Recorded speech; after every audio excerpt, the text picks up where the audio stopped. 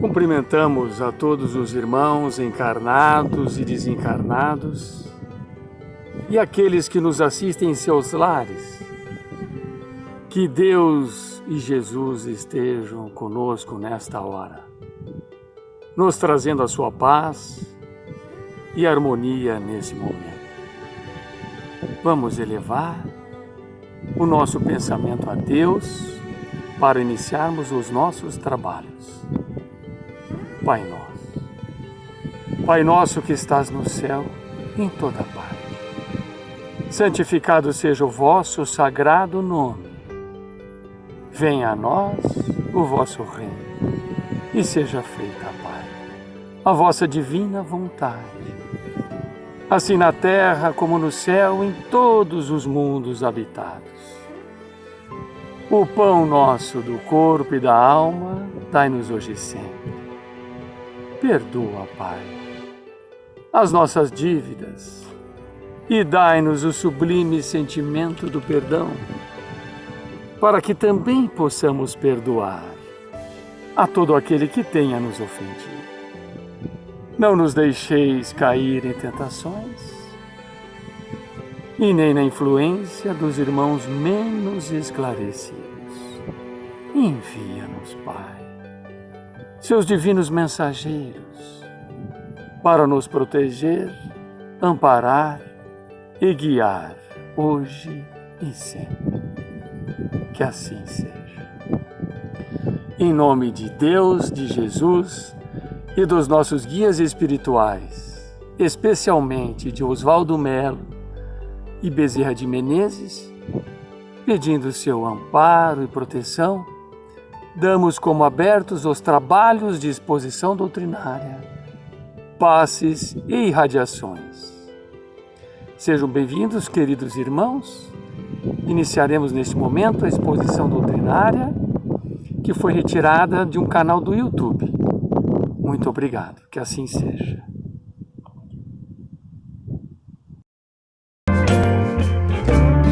Boa noite a todos e a todas. Sai nesse diazinho frio de Campina, com cara de Campina Grande, finalmente, né? Queria dizer da alegria do dia de hoje, porque a gente está tendo uma coisa muito especial, né, para a gente que vive viajando e conhece muitos amigos ao redor desse mundo todo. Hoje tem um querido amigo aqui de Goiânia, que é o Renner, né? Renner, ele é um construtor, mas atacadão que você vê aí, punda fora, ele é um dos que fazem. Ele está aqui porque ele está ajudando a doutora Adriana Mello a construir aquela sede que vai ajudar as crianças com microcefalia, né? Ele voluntariamente, no Congresso de Goiás do ano passado, veio para ajudar na construção da sede, mas ele também está aqui hoje para fazer a transmissão dessa palestra para a Web Rádio Fraternidade. A Web Rádio Fraternidade, Rubens e Divina, que estão lá em Uberlândia, que estão nos ouvindo, que transmite para vários países, tem milhares de pessoas ao vivo, em qualquer evento que a gente vai no mundo, tem gente da Web Rádio Fraternidade lá, e é uma alegria eles estarem aqui hoje em Campina Grande para fazer a transmissão dessa palestra hoje à noite. E falar desse tema, que é um tema que nos fala ao coração de todos, porque se tem uma coisa que a gente e eu sempre digo a gente porque eu me incluo, é impaciente. É uma coisa que realmente tem hora que as unhas não dão conta, né? Que as noites sem dormir não dão conta, que o chá de camomila não resolve, nem Rivotril resolve. Tem hora que simplesmente a gente só pode esperar. Porque na vida existem fluxos, existem ciclos que passam, que começam, que terminam, que tem início, meio e fim. Então, a melhor forma da gente lidar com a vida é entender, respeitar e aproveitar o ciclo em qualquer um dos movimentos. Porque é claro que é muito legal quando está dando tudo certo. É muito bom quando a gente está comemorando vitórias.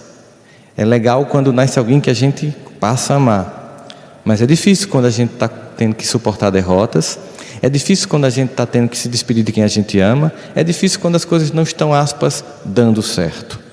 Mas a sabedoria da vida nos mostra que, para que a gente possa ser completo e que a gente possa crescer em todas as nossas possibilidades, todas as experiências, mas todas são necessárias e importantes. Por isso eu começaria hoje com um conselho muito sábio, comum no livro de Eclesiastes: a respeito desses ciclos, dos processos que aparentemente eles podem parecer ambivalentes ou desconexos, ou que competem entre si, mas no fundo são complementares. No livro de Eclesiastes, no capítulo 3, versículos que vai de 1 a 8, é dito o seguinte para a gente: tudo tem seu tempo determinado. Há tempo para todo propósito debaixo do céu. Há tempo de nascer e há tempo de morrer. Há tempo de plantar e há tempo de arrancar o que se plantou. Tempo de matar e tempo de curar. Tempo de derribar e tempo de edificar. Tempo de chorar e tempo de rir. Tempo de plantear e tempo de saltar de alegria. Tempo de espalhar pedras e tempo de juntar pedras. Tempo de buscar o tempo que se perdeu. Tempo de guardar e tempo de jogar fora. Tempo de rasgar, tempo de coser, tempo de estar calçado e tempo de falar, tempo de calar, tempo de amar e tempo de aborrecer, e tempo de guerra e tempo de paz. A gente percebe aqui que ele enuncia um conjunto de coisas que nós experimentamos, né? Hora de silêncio, hora de falar, hora de alegria, de tristeza, de despedida, de vida, de morte, de guerra e de paz. Nos nossos dias, em que a gente tem uma sensação de que as coisas estão se desencaminhando, que o tempo está, como diz uma música de Caetano Veloso, fora da ordem natural, que a gente tem um sentimento de desencantamento, é muito comum a gente ser tragado por esse sentimento de desencantamento e entrar numa certa depressão coletiva. Basicamente, o que nós temos conversado uns com os outros é sobre crise. Seja política, seja econômica, seja de valores, seja de relacionamento. A gente tem visto, ouvido, sentido e vivenciado o signo da crise. E, geralmente, como é um momento difícil, doloroso, nós temos uma tendência muito grande de apenas ficarmos reclamando do que acontece, ou culpando os, aspas, responsáveis pela crise, sem nos perguntarmos o que ela nos ensina. As crises são cíclicas porque sempre ficou lições que faltaram ser aprendidas, e elas voltam para que a gente possa, passando no mesmo cenário, já um pouco mais maduro, de uma forma diferente, e levando em consideração o background de experiências que a gente adquiriu no passado, a gente possa tentar dessa vez agir de modo diferente. Essa é a expectativa de Deus sempre que Ele nos coloca em condições que são de aparente repetição, mas quem toma o objetivo é a gente agir diferente do que aconteceu no passado. Mas não é uma coisa tão simples. Falar é fácil, viver a experiência é que é difícil. Mas aí, se você pensa nisso, você imagina que sai na frente de qualquer pessoa que tem a vantagem de discernir em que tempo se encontra. Significa dizer o seguinte: eu vou ficar muito mais capaz de resolver a minha dor se eu souber qual é o tempo que eu estou. Que tempo eu estou me encontrando? Se é tempo de calar, de falar, de sofrer, de ficar esperando, de separação, não importa. Quando eu reconheço e não nego mais, eu começo a entender a lição. Porque a primeira etapa é uma etapa de negação. A negação é clara, como os processos de luto. Fulano morreu, você nega, você negocia, você sonha pensando que a pessoa está viva, aí acorda, cai a ficha, chora de novo, porque é uma época que você está negando. Mas a coisa só começa a funcionar do ponto de vista de trazer um pouco de equilíbrio e de você tentar resolver quando você finalmente aceita que aconteceu aquilo. Quando finalmente você aceita que a pessoa desencarnou, quando você aceita que a separação aconteceu, quando você aceita que perdeu o emprego, ou que você não está no momento bom da vida, e aí você começa a entender qual tempo você se encontra. Esse diagnóstico, ele é essencial para que a gente possa finalmente provocar mudanças. Mas a maior parte de nós se recusa a fazer esse diagnóstico, ou então fica perdendo muito tempo, na hora que está doendo, em culpar os supostos autores da nossa dor. Isso é uma coisa muito comum que a gente faz. Então, a gente pensando sobre o tempo de ficar calado, né? Na hora em que você, por exemplo, vamos imaginar, é vítima de uma calúnia. Eu acho que todo mundo aqui já deve ter passado por isso, né? Alguém em falar uma coisa que... Porque tem muita gente que já passou por pessoas falando coisas de você que você tem. Eu já passei por isso, falando de coisa que realmente eu tenho, então não tem muito o que fazer. A gente meio que fica chateado, não é muito bom, mas a gente também não tem muita moral para falar nada, porque tá na cara, não dá para negar, né?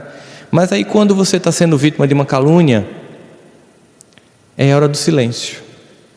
Porque se você, por exemplo, no meio de uma calúnia, for tentar se defender, você vai perceber que até quem não sabia da história vai ficar sabendo por sua boca. Porque você vai dar eco à história que foi contada. É um momento em que prece e silêncio é a melhor estratégia. Porque a verdade ela é filha do tempo e não da mentira. Ela é filha do tempo e não da força. O tempo vai mostrar quem estava certo. Por mais que as pessoas estejam inventando coisas sobre você, por mais que as pessoas estejam dizendo coisas sobre você, o tempo vai mostrar. Óbvio, com a condição de você perceber as suas múltiplas existências, você há de convir que talvez que esteja passando por uma calúnia de um evento que talvez você não tenha feito agora, mas que fez no passado. E que no passado soube se safar disso, mas que agora tem que se reencontrar com isso, com essa história. Mais ainda a necessidade do silêncio, de uma aceitação que não quer dizer que você vai ficar parado, porque você está agindo de um outro modo. Ao invés de ir para o embate com um caluniador, que pode ser uma calúnia afetiva, uma calúnia de trabalho, uma calúnia moral, ao invés de ir para o embate com a pessoa, você vai esperar que o fogo baixe, porque vocês já devem ter feito isso, resolver inflamado, resolver com raiva. Já devem ter passado por isso, assim, você está muito mal, está muito irritado e vai tentar resolver. Geralmente não dá certo. Por isso que tem um ditado que diz que a gente nunca deve prometer feliz, nem decidir triste. Nesse tempo de silêncio, a gente tem que ficar realmente em silêncio para dar significado ao que aconteceu. Por que eu estou passando por isso?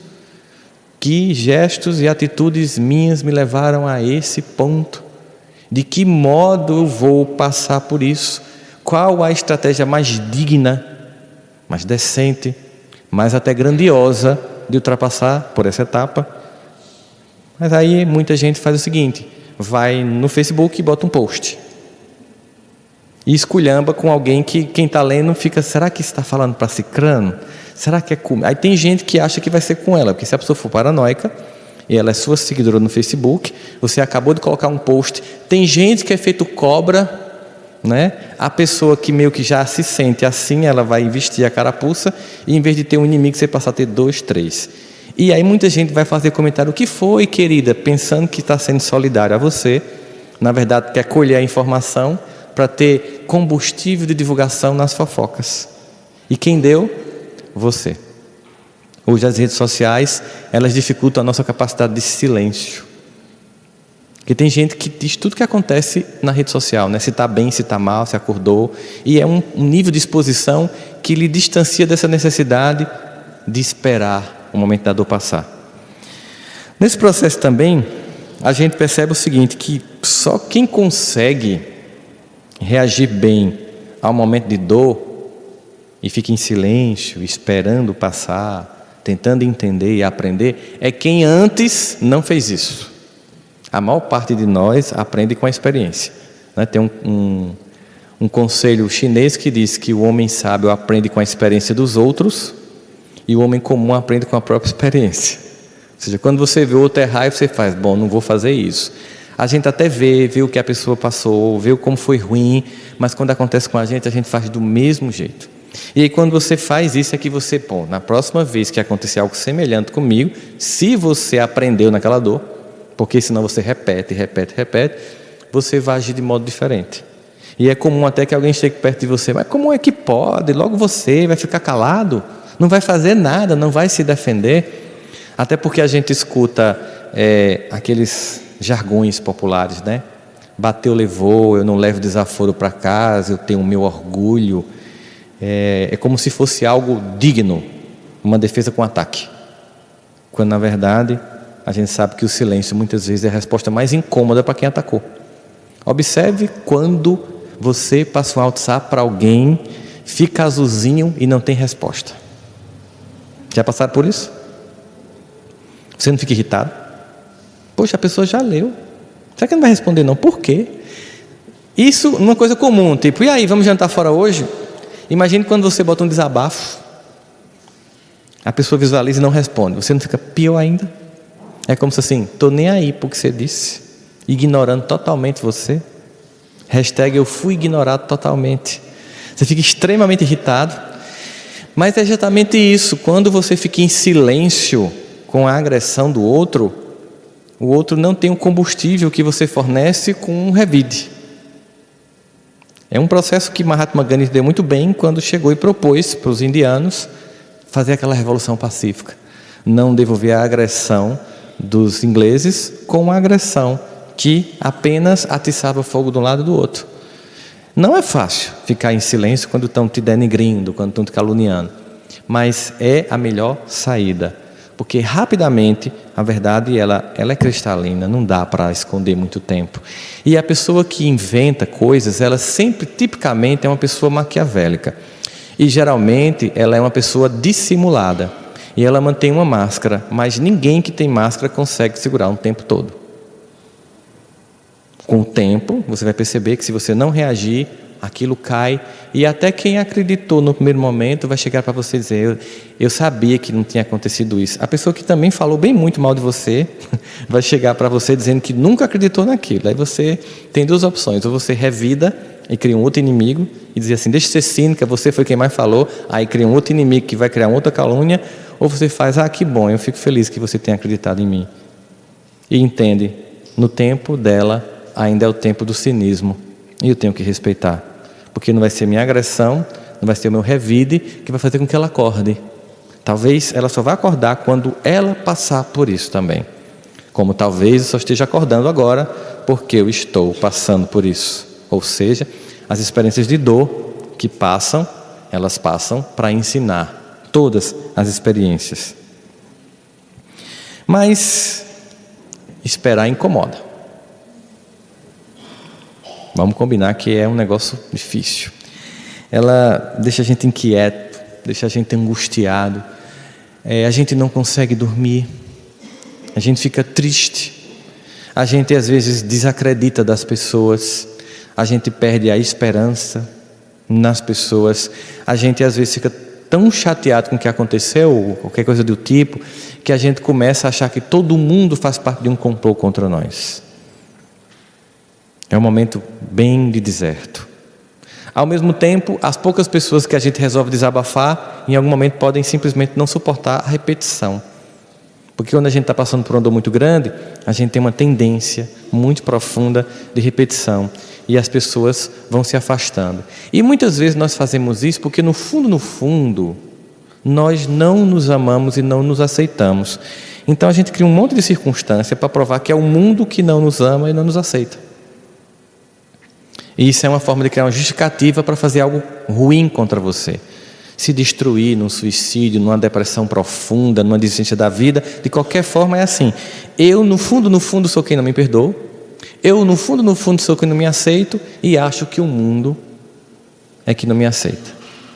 A primeira coisa que com relação ao que tudo passa é que eu preciso aceitar que meus defeitos, eles também um dia vão passar. Não vão ser mágicos, mas vão passar. Se eu ficar me punindo porque não consegui mudar ainda, eu não vou ter energia para fazer o movimento correto. Muitas vezes a gente tenta conter o defeito. A gente tenta criar uma represa, porque a gente imagina que aquilo que a gente faz de ruim é o que provoca toda a nossa dor. Aquele é um ponto da personalidade, de fato, que a gente está aqui para trabalhar. E é isso, trabalhar num processo que pode durar toda uma vida. E aí, se eu ficar concentrado no meu ponto negativo, no meu defeito, eu vou dar ele uma ênfase tão grande, mas tão grande, que ele vai fazer uma metástase psicológica na minha vida. Aquilo vira um câncer. Eu passo a me olhar a partir do que eu faço de ruim, sem conseguir enxergar uma única virtude, sem conseguir enxergar um único ponto de luz. E fico me olhando apenas no ponto da minha queda. Os personagens que Jesus encontra no caminho, aqueles que a gente escuta há milênios, aquelas histórias, né? A samaritana do poço, Zaqueu, o cobrador de impostos, a mulher adúltera, tantos personagens, eram personagens que todo mundo via a partir do defeito. E que a própria pessoa se via a partir do defeito. Até que chegou o Senhor das virtudes e lançou um olhar de misericórdia e de entendimento, de enxergar naquela alma muito mais do que a queda, mas a possibilidade que todos temos de se erguer. E olha, os personagens não necessariamente contiveram, mas eles iniciaram um trabalho de desenvolver as outras áreas funcionais da vida. Muitas vezes eu tenho que entender que eu tenho que ter a paciência de perceber que eu não vou conseguir amanhã deixar de fazer isso, que está errado, que está me incomodando, ou que está atingindo as outras pessoas. Eu não tenho força para amanhã deixar de fazer isso, porque eu estou focando a energia tentando reprimir uma coisa que eu não estou conseguindo. Aí eu aceito e começo a trabalhar as virtudes. Aí a primeira coisa do aceitar-se é ter uma conversa franca com o papai. Essa relação com Deus, ela precisa ser todo dia desenvolvida, e ela não tem uma hora marcada. Você pode conversar com Deus a qualquer momento. Você pode conversar com Deus indo para o trabalho, tomando banho, numa esteira da academia, onde você quiser, você pode estar conversando com Ele. Mas se tem uma coisa clara com relação à questão daquilo que a gente não consegue fazer passar, que é algum defeito muito grande na nossa vida, é dizer para Deus por que a gente tem aquele defeito. E só tem uma resposta, que Ele já sabe, mas é preciso que a gente meio que confesse. Não é nem para Ele, é para a gente. A gente tem que dizer: eu continuo fazendo isso porque eu gosto. Não adianta fazer de conta que não gosta. Eu continuo fazendo isso porque eu gosto. Mas eu sei que um dia eu vou conseguir não sentir isso. Por enquanto não adianta eu mentir para mim, nem para você. Mas me ajuda, enquanto eu continuo gostando disso, qualquer que seja o defeito que a gente tenha, a desenvolver outras áreas da minha vida em que eu possa construir virtudes. Virtudes que possam inicialmente compensar esse defeito e um dia finalmente possam ser o lugar, a fonte e o recurso que eu vou ter para poder vir finalmente aqui acolher essa criança interior que usa esse defeito como algum tipo de forma de se sentir importante, algum tipo de forma de chamar a atenção, algum tipo de forma de ocupar um espaço de privilégio, nem que seja para o outro temporário. É sempre uma criança não acolhida que está ali pedindo: olha para mim. Então, quando esse ser meu mais adulto, esse meu lado mais maduro acontecer, eu vou ter o tempo correto de voltar e me encontrar com a criança interior minha, acolher, cuidar e fazê-la andar mais madura.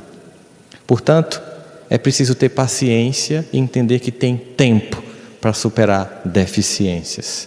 Óbvio que do outro lado tem quem queira que a gente desista, quem queira nos convencer de que a gente não tem jeito, quem queira nos convencer que a melhor saída é sair de uma coisa que a gente jamais sai: da vida. Ninguém sai da vida. Não adianta adiar. Mas é importante usar a energia de contenção para uma energia de desenvolvimento. Ao invés de repressão da deficiência, desenvolvimento da virtude. E aí, finalmente, um combate às más inclinações, como está posto no Evangelho, para todos nós. Nesse momento em que as coisas estão difíceis, a gente até esquece as lições que a gente aprendeu sobre o que aconteceu no passado. Saber esperar não é se acomodar às circunstâncias que a gente está encontrando no momento. Não é que eu estou dizendo: não, eu não tenho muito o que fazer. É saber aguardar o momento certo de agir. Não é que eu não vou agir, não é que eu desisti, é que não é hora de ação. E todo mundo já deve ter passado aqui por uma experiência de insistir e fazer sem ser no tempo certo, e sabe que não deu certo. Eu lembro que uma vez eu estava muito afim de dar aula numa outra cidade, para poder ter uma visibilidade naquela cidade maior, e eu criei toda uma circunstância que eu sentia que não era apropriada, mas a gente tem um certo nível de livre-arbítrio, e eu consegui ir dar aula lá. E eu fui, passei a sexta inteira viajando para chegar em Recife para dar uma aula, dei a aula, e quando terminei a aula, 10h30 da noite, voltei para Campina Grande, uma chuva torrencial entre Recife e João Pessoa. Quando fui chegando na entrada de João Pessoa para virar para Campina, bati o carro de cansaço. Não era o tempo de fazer aquilo. E hoje eu não quero nem sair de Campina mais, porque você começa a valorizar tudo que você tem. Então, a gente, quando vai violentar as coisas, vem repercussões. E aí você começa a perceber assim: se você está fazendo uma coisa que está exigindo um esforço muito descomunal e ao mesmo tempo tem um profundo desconforto ao fazer, é porque não é o tempo. Eu sempre peço legenda a Deus Quando eu não consigo entender as coisas, eu digo, me dando um sinal mais claro, uma coisa assim, tipo, não faça, né? Porque geralmente sinal de fumaça quem consegue interpretar é mulher. Mulher é muito subjetiva, ela percebe, eu estou sentindo que isso não vai dar certo. Esposa faz isso, mãe faz isso, homem não faz isso. Esse negócio, eu estou sentindo, cadê? Onde é que está dito isso? Tem um outdoor, não vai dar certo? Tem. É que elas leem, a gente não lê. Aí como eu não tenho esse dom, eu peço legenda. Para que eu possa sentir, não, de fato agora vê um monte de sinais, bem claro, não é o momento. Então, não significa que eu estou omisso, é que eu estou me preparando para o momento certo de agir. Aliás, quando você vai ler a arte da guerra, você percebe que a vitória não está em combater sempre, mas inclusive saber que batalhas você deve perder para finalmente vencer a guerra. No casamento isso é massa, né? Porque você descobre que você vai querer ter paz ou vai ter razão. E aí muitas vezes você percebe que a paz é melhor que a razão. Porque não é que você concorda com o que o outro fez, é que você sabe que aquela não é a hora de dizer que você está certo. Você espera o outro voltar à normalidade, deixar do surto temporário, que muita gente entra. Quando a pessoa estiver normal, tomando um café, você retoma o assunto e diz, eu continuo achando que quem está certo sou eu. Mas se você for fazer isso na hora do fogo, o que é que acontece? Há um sequestro psicológico, aí o córtex deixa de funcionar, então não há razão no discurso de um e do outro. Por mais que você esteja com os argumentos corretos, que você tenha as evidências que você está certo, o outro não vai perceber de jeito nenhum, porque está se sentindo atacado. Então você espera para depois dizer, não é porque você abriu mão. Agora, tem momentos na vida que são bem complicados de passar. Eu peguei aqui um muito comum que acontece com muitas pessoas. Tem momento que, por mais que você esteja bem intencionado, por mais que você seja competente, por mais que você seja capaz, e por mais que você esteja dando o seu melhor, ninguém reconhece. Já passaram por isso? Pior, pessoas que não têm sua motivação, que não têm sua competência, são reconhecidos e você não. Ou pior, você fez e quem ganha é o outro. Dá vontade de esfolar a pessoa, eu sei. O sentimento é esse, é humano. A gente fala, como é que pode? Eu estou fazendo tudo correto. Todas as coisas é desequilibrado. É como, inclusive, se a pessoa lhe provocasse a um ponto de que ela é que é ruim, mas ela lhe provoca a um ponto que você agride ela, e quando você agride, alguém chega perto, na hora que você está agredindo, a pessoa que vem lhe agredindo todo dia. Sabe quando a gente é criança? Vocês já fizeram isso com os irmãos, já? Se provoca, passa o dia provocando, passando o dedo, empurrando, não sei o que. Quando o irmão parte para cima de você, a mãe chega. Quem apanha? O irmão que passou o dia te suportando. E você ainda comemora, porque massa é comemorar a injustiça, né? Fica olhando assim, faz. A gente cresce e faz isso com os outros na fase adulta. E também muitas vezes é vítima disso. Você está dando o seu melhor e o outro é que é reconhecido. É comum nessa hora você perder a esperança e se desmotivar. Sabe de uma coisa? Ser correto não gera reconhecimento. Ser honesto não gera reconhecimento. Fazer a coisa da melhor forma não gera reconhecimento. Então eu vou fazer o pacto da mediocridade. Vou fazer o que todo mundo faz e pronto, vou empurrar com a barriga. Quando você faz isso, quem venceu foi o outro. Porque ele convenceu a ser tão incompetente quanto ele. É hora de continuar fazendo o seu melhor. Porque o tempo do reconhecimento vai ser depois. Não é na hora que a gente quer. E aliás, é uma questão de, digamos assim, de teste para a vida, de provar a Deus a minha vontade, de fato, de fazer o que é certo. É quando eu continuo insistindo em fazer o que é certo, apesar de todos fazerem o que é errado. E aí, com esse momento agora aqui que a gente está falando, de continuar fazendo o certo, mesmo que as pessoas digam que é para fazer errado, a gente entra no panorama da crise ética do país. Que a gente pensa que é apenas uma crise na ética da política, e a gente já percebeu, graças a Deus, que é uma crise na nossa ética, no conjunto da sociedade. Quando você está num ambiente de trabalho, ou que as pessoas fazem o beabá e você quer dar o seu melhor, as pessoas dizem, mas é besta, está pensando que é assim. Deixa ele tentar. Você passa no concurso, começa com todo o gás, a pessoa faz, deixa ele passar 3 meses aqui para ver como é que é.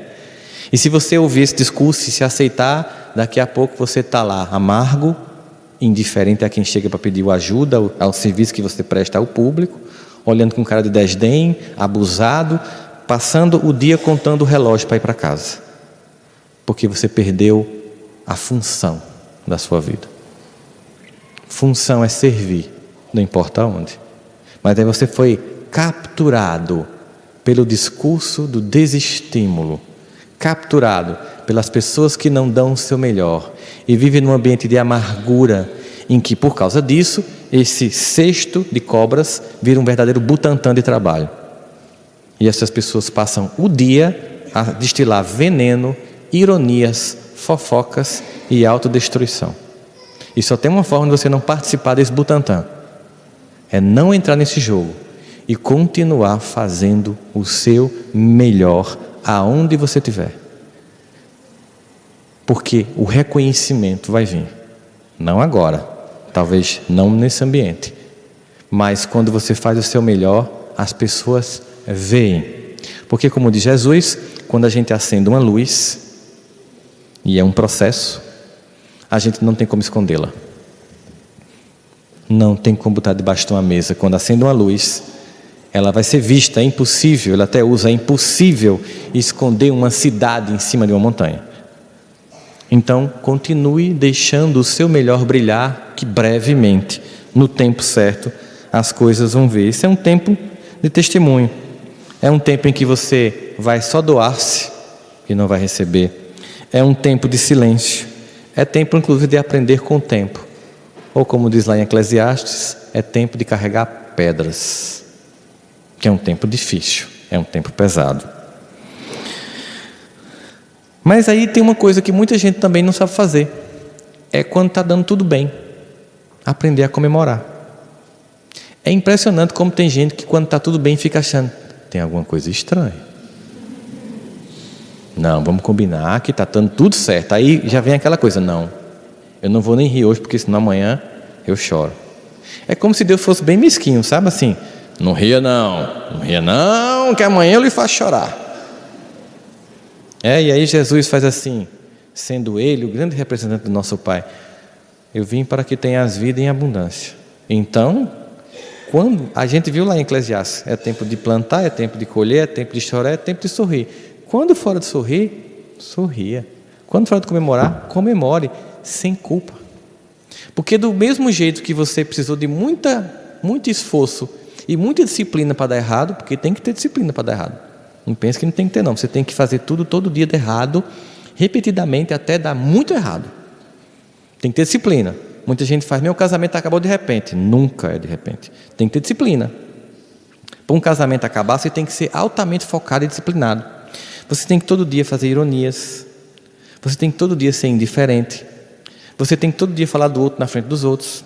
Você tem que fazer isso durante uns anos, até que um dos dois não aguente e saia. Você tem que ser indiferente. Você pode não falar, você pode não dialogar, até que aquilo vai virando tão seco que em algum momento alguém sai. Aí um dia você diz, de repente estava tudo em paz, será? Mas se eu preciso de disciplina para dar errado, eu também preciso de disciplina para dar certo. Então, se você fica triste quando deu errado, porque você percebeu um acúmulo de erros, é preciso ficar alegre quando deu certo, porque você viu um acúmulo de acertos. Muita gente fica com culpa mesmo. Eu já cheguei a conversar com uma pessoa que disse assim, que estava achando estranha a vida. Chegou e disse assim, eu vim aqui porque tem uma coisa estranha. Que aí contou uma história de sofrimento familiar, pessoal, era sofrimento afetivo, financeiro.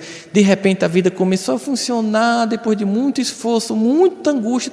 Aí começou a funcionar financeiramente, afetivamente, estava tudo tão bem que a pessoa chegou preocupada, angustiada, dizendo que aquilo não era normal. Porque a gente aprende a conviver até com o que não presta. Até por uma questão de estratégia do cérebro, ele aprende a suportar todas as coisas. As pessoas nos campos de concentração chegavam a casar. Mesmo dentro da precariedade daquelas vidas que podiam ser tiradas a qualquer momento, algo bel prazer e capricho de qualquer soldado nazista, as pessoas se relacionavam. A gente suporta todas as circunstâncias. E aí quando sai a gente não consegue. Fica achando que não, eu me acostumei tanto à dor. Leandro Carnal até cita, eu não me lembro agora se é a história de uma professora dela, ou uma professora que ele teve, de história, que foi presa pela ditadura e era torturada todo dia por um torturador, e um dia trocaram de torturador. E ela disse que foi o dia que ela mais sentiu angústia. E aí perguntaram a ela, por quê?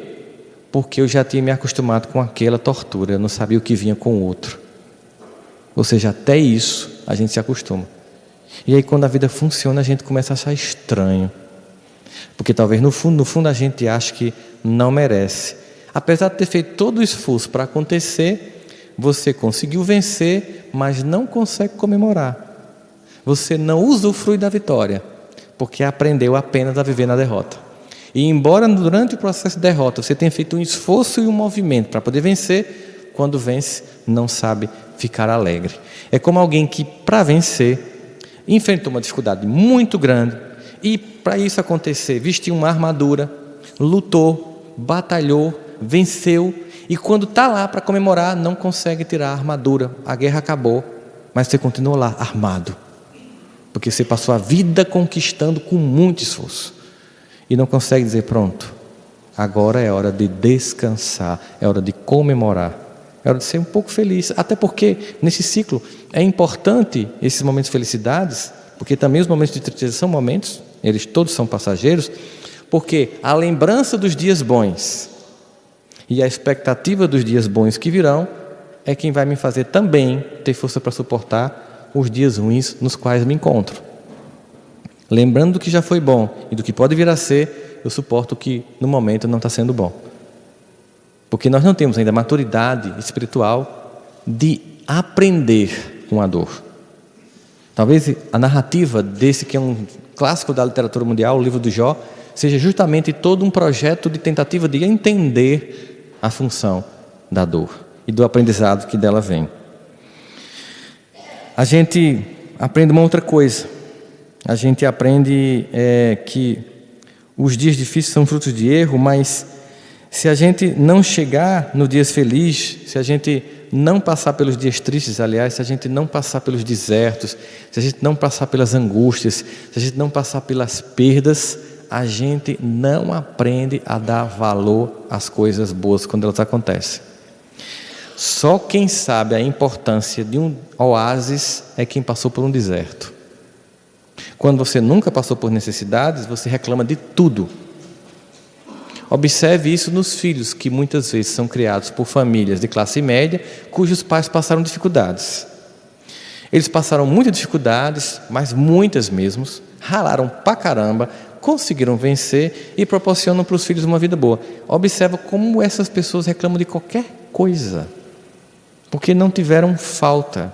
Só quando a falta vem é que ela me ensina a dar valor ao que eu tenho. Às vezes é preciso esse deserto. Eu estou na abundância, acho tudo tedioso, de repente vem um deserto, eu percebo o quanto eu tinha, aí quando eu passo, finalmente saio dele, basta um pouquinho de água com um pedaço de coco que eu me ajoelho e agradeço a Deus. Não precisa nem ser aquilo que eu tive um dia, basta ser uma sombra com água e eu agradeço a Deus. Só quem sabe a dor da solidão valoriza a companhia das pessoas, sem ser exigente, sem querer pessoas perfeitas, sem estar sempre cobrando carentemente das pessoas. Porque se tem uma coisa que a gente percebe, é que a dor provocada pela arrogância e pela escassez de perceber o que cada um pode dar é muito grande. Aí a gente consegue se tornar menos exigente. Quando a gente passa pela solidão, a gente se torna menos exigente. A gente começa a acolher o que as pessoas têm de bom, sem ficar contabilizando o que as pessoas têm de ruim. E a gente também aprende a desenvolver aí, nesse caso, uma certa misericórdia de convivência. E é tão importante essa misericórdia de convivência, porque na medida em que eu consigo ter misericórdia com o outro, eu consigo começar a ter misericórdia comigo. Se, por exemplo, eu consigo tolerar as pessoas com os defeitos que elas têm, eu vou aprender a me tolerar com os defeitos que eu tenho. Porque tem gente que faz o movimento inverso, aprende a se tolerar e com isso tolera os outros. é também um movimento bem-vindo. Mas tem gente que faz um movimento diferente. Aprende a tolerar o outro, já que ela se culpa demais, se destrói demais, então ela aprende a tolerar o outro como é, e aí ela se tolera. Se tem pessoas que você ama, que você diz as coisas, a pessoa faz tudo errado. Aí você diz de novo, a pessoa faz tudo errado. Aí tem uma hora que você entende, não adianta, não está no tempo, não aprendeu, vai errar de novo. Tem hora que você começa a rir, porque a pessoa está fazendo tudo de novo, mesmo sabendo que vai quebrar a cara, e você faz, não posso fazer nada agora, eu vou rir, vou fazer prece e esperar chegar quebrado. Aí você percebe o seguinte, que quem ama não desiste. Bom, se a gente que é humano e falha não desiste de quem a gente ama, imagina Deus. Acha que Ele desistiu da gente por causa de defeitos? Por causa do nosso lado obscuro?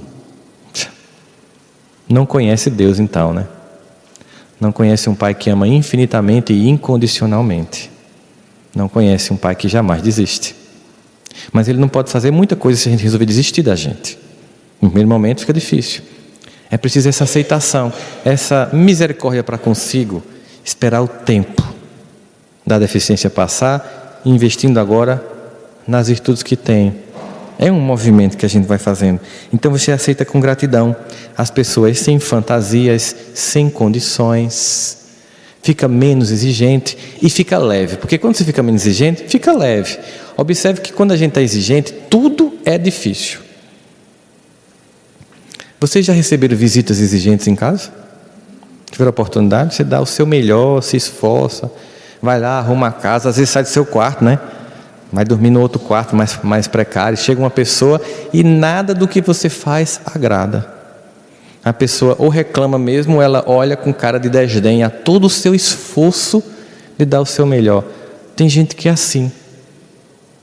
Tem gente que por mais que você faça não agrada. Você está do meu esforço e não adianta. Porque a pessoa ela é exigente. Porque no fundo é com ela mesma que ela é exigente. Nada agrada. Ela olha assim se o copo está limpo. Se tiver uma xícara que não está combinando com o pires, ela já olha assim, tipo, não um restaurante francês essa casa.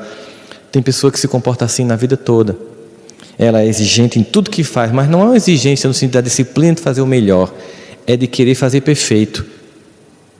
Querer fazer perfeito é querer ser Deus. Aí você fica arrogante, fica uma pessoa difícil, fica intragável, de convivência que as pessoas tentam evitar. E aí vem a solidão. E aí talvez somente nesse deserto, em que ninguém mais está lá, nem para você fazer cara de desdém, é que você entenda como é importante a companhia dos outros, seja lá como as pessoas sejam. E finalmente começa a valorizar a sua própria companhia. A gente poderia se perguntar, é possível manter-se em paz durante esse momento, nesse processo de mudança? Qual seria a estratégia para poder, nesse momento em que eu estou nesse deserto, nesse não reconhecimento, qual seria a estratégia para ficar um pouco melhor? Em outras palavras, o que eu posso fazer? É preciso que a gente, de fato, desenvolva uma habilidade muito importante, aceitar a vida como ela é. Então, não está como eu quero, só me resta aceitar. Aquela famosa hashtag aceita que não dói menos, que dói menos, né? Você aceita que dói menos, não? Porque ficar insistindo contra o óbvio vai provocar uma dor maior.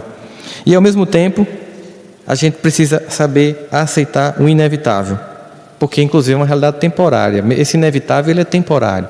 Só que é engraçado, quanto mais eu luto contra ele, mais ele dura no tempo. Quando eu resisto à realidade, ela resiste a passar. Quando eu aceito a realidade e começo a fazer um movimento diferente de confrontação, a coisa flui mais rápido, porque aí finalmente, no final, eu entendo o que eu tinha que aprender, ou o que eu não tinha aprendido até então para passar por aquilo novamente. E aí, quando a dor passa? Quando é que finalmente passa? Quando aquilo que eu não tinha aprendido num evento semelhante do passado, finalmente é aprendido no evento do presente. Para isso, é preciso parar de apenas sentir a dor e tentar observar o evento, como se fosse neutro. Essa neutralidade temporária, olhar como se estivesse de fora, o acontecimento. Joana propõe inclusive uma digamos assim, uma grande sacada psicológica nesse momento, quando ela propõe a gente o que chama de resignação dinâmica. Você aceita, mas desenvolve uma dinâmica de mudança.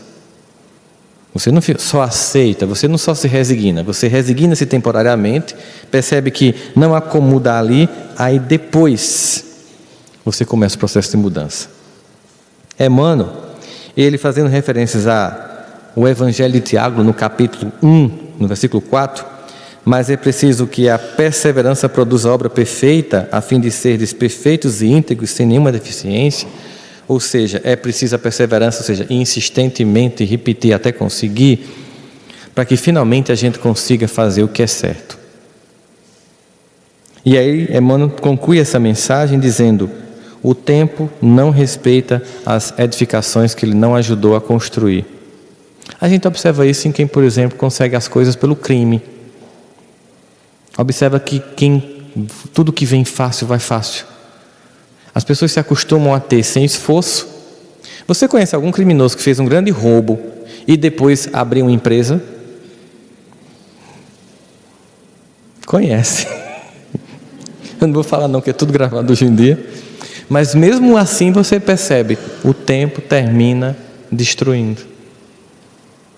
Mas a maior parte dos bandidos comuns, eles roubam, é tão fácil aquele dinheiro, ele vem tão fácil que ele continua. Dificilmente o cara vai roubar, depois não, roubei, não quero mais correr risco, agora eu vou abrir uma panificadora no meu bairro. Não conheço. Geralmente, cara, que massa, bastou uma noite, uma arma, olha a quantidade de dinheiro, um assalto a banco, por exemplo. Aquilo é tão excitante que a pessoa entra num frenesi de mais e mais, até que vem a queda total. Porque o tempo não respeita as edificações que não ajudou a construir.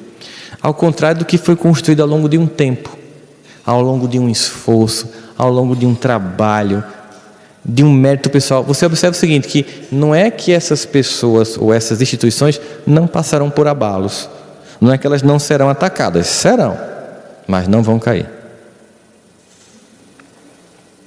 Porque há solidez ali, a consistência ali. Emmanuel finalmente nos propõe então uma análise, digamos assim, poética sobre essa questão, deixando para nós a condição de que tem uma coisa que não vai passar. E isso é a condição que nos garante a profunda esperança em onde nós podemos repousar todas as nossas expectativas. Ele vai dizer o seguinte: todas as coisas na terra passam.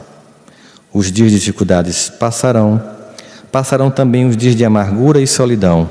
As dores e as lágrimas passarão. As frustrações que nos fazem chorar um dia passarão. A saudade do ser querido que está longe passará.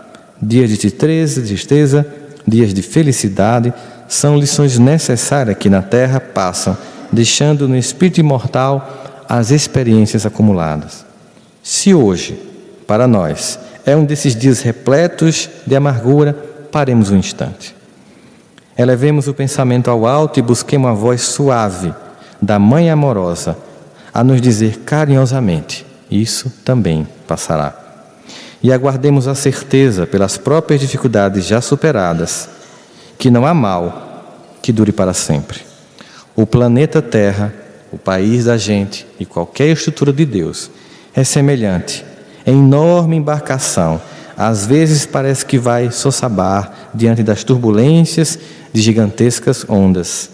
Mas isso também passará, porque Jesus está no leme de sua nau e segue com o olhar sereno de quem guarda a certeza de que a agitação faz parte do roteiro evolutivo da humanidade, que um dia também passará. Ele sabe que a Terra chegará ao porto seguro, porque essa é a sua destinação. Assim, façamos a nossa parte o melhor que pudermos, sem esmorecimento e confiando em Deus, aproveitando cada segundo, cada minuto, porque, por certo, também passarão. Tudo passará, exceto Deus, porque Deus é suficiente. Nessas horas em que a gente está em profunda dor, em que ninguém nos escuta, que não há reconhecimento, em que parece que nossos esforços todos são vãos, em que nada do que a gente faz ecoa, e que só nos resta o silêncio, o que é permanente e o que é suficiente, que é Deus, é a nossa única e necessária testemunha. Sempre. Embora a gente procure reconhecimento, faz parte, é importante, do desenvolvimento do ser humano, especialmente na época da juventude, em que a gente quer ser reconhecido, em que a gente quer ser aplaudido, em que a gente quer que as pessoas percebam o nosso mérito, é um processo natural do progresso. Chega um momento que a gente começa a ficar mais sereno, mais tranquilo. Mas mesmo quando não tiver essa serenidade que vem de um processo de amadurecimento, na dor e na angústia, aquele que é suficiente é a nossa testemunha necessária. Deus. Lembremos de Madre Teresa de Calcutá, naquele belíssimo poema em que ela começa a elencar um conjunto de coisas que a gente faz, e como resposta da vida a gente tem um contrário. Quando ela diz, às vezes a gente ajuda alguém a levantar-se, e depois que a gente ajuda alguém a levantar-se, essa pessoa em seguida lhe derruba. Mas ajude alguém, as pessoas a levantar-se a si mesmo. Quando a gente dá o nosso melhor e vem do outro lado o pior delas, e ela insiste, mas continuemos a dar o nosso melhor a si mesmo. Às vezes a gente perdoa e não tem do outro lado que não seja ressentimento, e ela insiste, mas perdoemos a si mesmo. E no final ela explica por quê. Porque isso nunca foi entre nós os homens, isso sempre foi e sempre será entre nós e Deus. No momento de dor, que também passa, estará conosco aquele que também está no momento de alegria. É aquele que está na nossa casa quando chega um filho e acolhe a nossa alegria e contentamento, mas também está no velório do mesmo filho, acolhendo o coração de uma mãe e de um pai dolorido. Deus, que nunca passa e que é suficiente, é nossa testemunha única nesses momentos, que vai ver o nosso esforço, que vai ver a nossa resignação, que vai ver que nós não estamos reclamando nem questionando o destino, mas nos movimentando para mudar, para voltar à felicidade. É nessa hora que a gente só pode se jogar nos braços dele, conforme aquela poesia de autor desconhecido, Pegadas na Areia. Naquela hora em que só tem 2 pegadas e que há muito tempo estamos no colo de Deus, sendo levado para o porto seguro da felicidade. Muita paz a todos. Meus irmãos, vamos nos preparar para as bênçãos do passe. Para recebermos estas transmissões de energias positivas, devemos nos colocar física e mentalmente à disposição dessas bênçãos.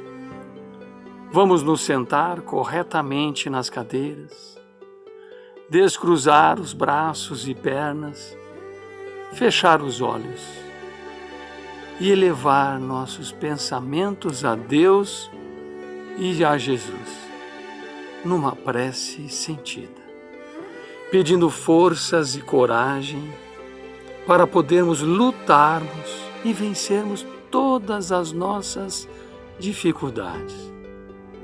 E nesse momento, que os trabalhadores das falanges de Oswaldo Melo e Bezerra de Menezes possam visitar a cada um de nós, em nossos lares, onde estivermos, e derramando bênçãos de paz, de saúde e de amor. E que possam nos nutrir de força e de esperança, para que possamos passar por todos os momentos difíceis em que estamos passando, com a certeza de um dia por vir melhor.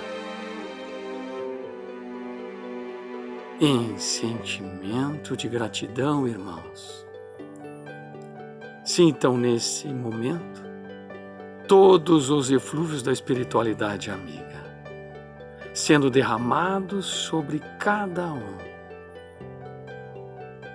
E também sobre todo o planeta Terra, que se encontra sob a governadoria de Jesus, a caminho de um mundo de regeneração.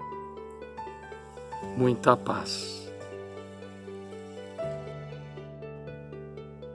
Vamos, neste momento, realizar a prece para nossos irmãos, elevando nossos melhores pensamentos e sentimentos juntos com Jesus, pedindo por todos os nossos irmãos que nesse instante se encontram necessitados de amparo. São tantos os que sofrem, Senhor, e por eles queremos pedir que nossos irmãos maiores possam nesse instante visitar a cada um deles, levando tudo aquilo de que necessitam, para se fortalecerem e se sentirem amparados. Às crianças e órfãos, que eles levem o carinho, o afago amigo e a alegria infantil. Aos que se encontram nas prisões materiais e nos cárceres do espírito, a força necessária para fazerem as modificações que os libertem e os modifiquem para o bem. Aos que se encontram nos hospitais sofrendo muitas vezes dores atrozes, a calma e o conforto da cura se assim merecerem, e a fé para suportarem o seu sofrimento, sentindo a tua presença amiga a seu lado. Aos irmãos que se encontram nas drogas, a lucidez e força para vencerem os seus vícios.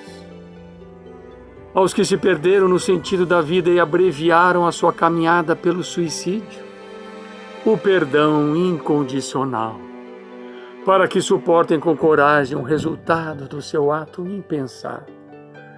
E a todos, Senhor, que de uma maneira ou de outra trabalham junto aos irmãos necessitados, o entendimento da vida e do amor ao próximo, para que saibam amar e tratar com carinho estes irmãos. Que todos nós, nessa hora, sejamos abençoados pelo teu amor, Pai, derramando sobre nós e nos nossos lares a tua paz e a tua misericórdia, para que todos sejam amparados pela tua luz.